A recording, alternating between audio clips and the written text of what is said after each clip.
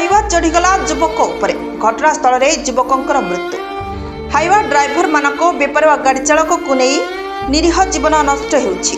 आज ताहा देखा मिली भद्रक चांदबाली राज्य राजपथ पिरहाट थाना निकट में घटी मर्मन्तुक सड़क दुर्घटना। हाइवा चढ़ीगला युवक उपरे घटनास्थल में युवकर मृत्यु। हाइवा ड्राइवर फेरा। सूचना अनुसार गतकाली सकाळ 9टा समय भद्रक जिला पिरहाट थाना अधीन साहापुर पंचायत कंडरा गाड़िया ग्रामर राजेश शंखुआ पुआ उत्तम शंखुआ बयस 28 तार भौणी को कॉलेज रे छाड़ी विधा छकरे गाड़ी रखी छिड़ा होइथिला।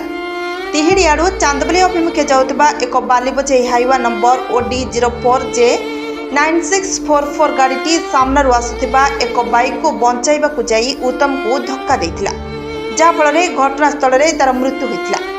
घटना को नहीं स्थानीय अंचल में तीव्र उत्तेजना देखा देइथिला। क्षतिपूरण दाबी में रास्ता रोक करा जाइथिला।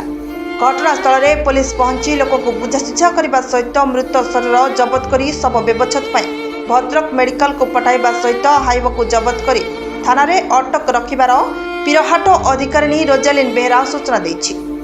पिरहाट थाना पक्षरु केस नंबर 99/22/2025 रे एक मामला रुजु करा जाई तदंत चालू रहिछि। ब्यूरो रिपोर्ट विचित्र दुनिया।